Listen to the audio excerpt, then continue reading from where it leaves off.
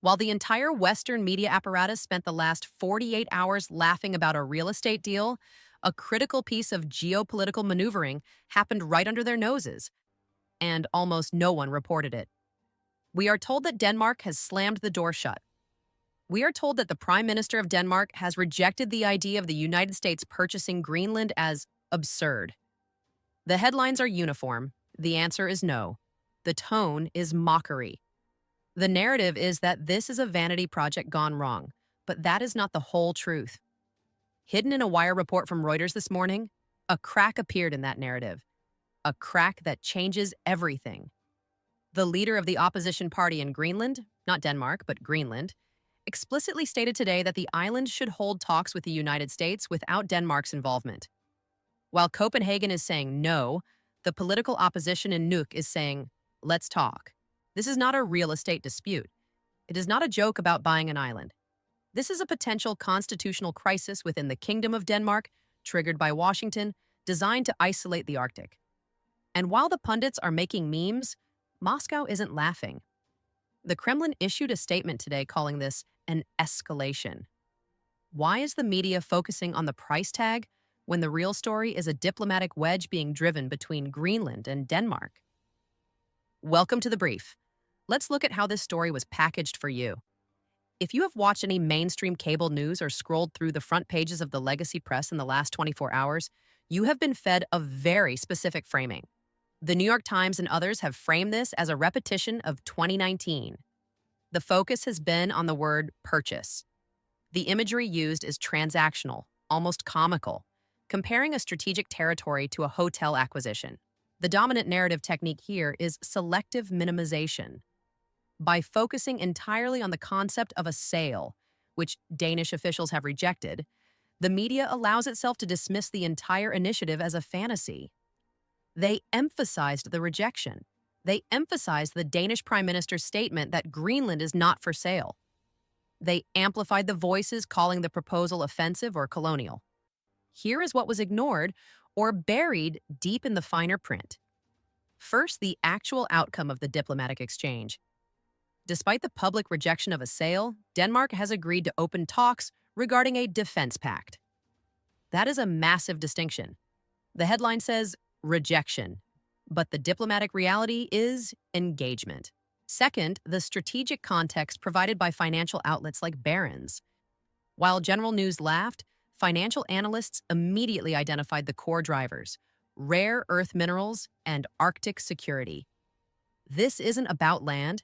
It's about the supply chain for the batteries in your phone and the guidance systems in your missiles. Third, the timing manipulation. The media presented the Danish rejection as the end of the story. In reality, it was the opening bid. By treating the initial no as a final verdict, they create a false sense of closure. They want you to think this is over. They want you to think it was a gaffe. But when you strip away the framing language and the mocking tone, you are left with a very serious reality. The United States is formally moving to secure the Arctic, and the government in Copenhagen is more flexible on security arrangements than their public soundbites suggest. We need to dissect exactly what is on the table because it is not just a real estate listing. Let's put aside the noise and look at the documentation and the statements on the record. Here is what we know based on reports from the New York Times, Reuters, and ABC News over the last 48 hours. The timeline. On January 7th, 2026, reports surfaced regarding the administration's renewed interest in Greenland. The administration framed this as a great strategic move. Almost immediately, Danish Prime Minister Mette Frederiksen responded. Her public stance was clear. She stated, and I quote, "Greenland is not for sale." However, this is where the nuance is critical. According to ABC News and the New York Times, while the sale was rejected, the Danish government simultaneously agreed to enter into negotiations regarding a broadened defense pact. This is verifiable. The dialogue is not closed. The terms have simply shifted from ownership to access. The internal division, this is the most critical piece of evidence that contradicts the unified rejection narrative. According to a Reuters report filed on January 8th, the opposition leader in Greenland, a key political figure within the territory, publicly diverged from Copenhagen. This leader stated that Greenland should pursue talks with the United States directly, even if Denmark opposes the specific terms. This statement is evidence of a wedge strategy. Greenland has a degree of self-rule. By appealing directly to Nuuk, Washington is bypassing the diplomatic gatekeepers in Copenhagen. This confirms that there is a local political appetite for increased American investment, likely driven by economic necessity, which the media largely ignores. The strategic rationale. We are not guessing about the motivation here. Barons explicitly outlined the drivers on January 7th. The Arctic is melting, opening up new shipping lanes. Russia and China are expanding their footprint in the region. Greenland sits on massive deposits of rare earth metals, resources that are currently dominated by Chinese supply chains. The Washington Post reported on January 8th that Republicans in the Senate are lining up behind this move. This is not a rogue executive action. It has institutional backing from the GOP, who view this as a necessary counter to Chinese expansionism. The Russian response.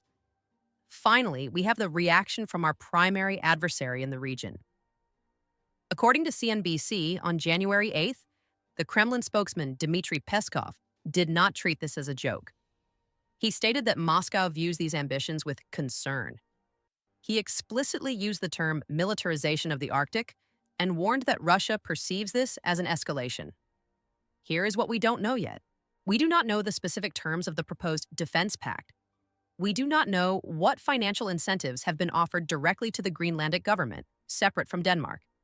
We do not know if the administration is willing to drop the word purchase entirely in exchange for a 99-year lease or exclusive basing rights, which would functionally be the same thing. But to say Denmark said no is factually incomplete. Denmark said no to a sale, but yes to a defense conversation. And Greenland's opposition said, let's talk. Now, let's look at how the different players are reacting to this shift. The hypocrisy and the panic tell us more than the official press releases. First, look at the reaction from Moscow. CNBC reports that the Kremlin is citing the militarization of the Arctic. This is rich, coming from a nation that has spent the last decade refurbishing Soviet-era Arctic bases and launching icebreaker fleets that dwarf the capabilities of NATO. Russia's reaction confirms the validity of the move. If this were truly an absurd idea, as the American press claims, Putin would be laughing. He isn't. He is concerned. That tells you that the strategic threat to Russia's northern flank is real. Next, look at the reaction from the American political establishment, specifically the Republicans detailed in the Washington Post. There is a sudden unified shift. Senators who usually preach fiscal conservatism are suddenly very open to what would essentially be a massive real estate expenditure. Why? Because the China hawk wing of the party has realized that Greenland is the only way to break Beijing's stranglehold on rare earth minerals. The reaction here isn't about loyalty to the president, it's about resource security. They are reacting to the Barron's analysis, not the New York Times headlines. And then the most telling reaction, the media versus the reality. The media reaction has been characterized by mockery. They are reacting to the aesthetics of the deal. Meanwhile, the Danish reaction, specifically from the foreign ministry, has been characterized by pragmatic caution. As ABC News noted, they see this as a chance for dialogue. Do you see the contradiction? The American press is more offended on Denmark's behalf than the Danes are. The Danes are professionals. They know they rely on the U.S. for security. They aren't storming out of the room. They are pulling up a chair to negotiate the terms of the defense pact. The media portrays a diplomatic insult. The evidence shows a diplomatic opening. Based on the evidence we have gathered, the Reuters report on the Greenlandic opposition, the Danish agreement to discuss defense, and the Kremlin's anxiety, here is what is going to happen next. Expect the media narrative to shift within 72 hours. The word purchase will quietly disappear from the administration's talking points, replaced by strategic partnership or extended lease. My prediction is this. By early next week, we will see a joint statement regarding a working group or a high-level commission involving U.S., Danish, and, crucially, Greenlandic officials. Why? Because the incentives demand it. Denmark cannot afford to alienate its primary security guarantor, the United States. The Greenlandic opposition has signaled they want the investment. The White House needs a win on the Arctic front to counter the Russian narratives mentioned by CNBC. The media will pivot. They will stop calling it a failed real estate deal and start calling it controversial military expansionism. Watch for that specific shift in language. When they realize the deal isn't dead, they will stop laughing and start warning you about the dangers of imperialism. The deal isn't off, it's just being renamed. This is a classic example of how a story is killed by laughter. They make you chuckle at the headlines so you don't read the financial filings. They don't want this information getting out. They don't want you to know that the Greenlandic opposition is inviting the US in or that Russia is genuinely rattled by the prospect. If you want to help us fight the algorithm and spread the truth, you know what to do. Stay skeptical. Stay tuned.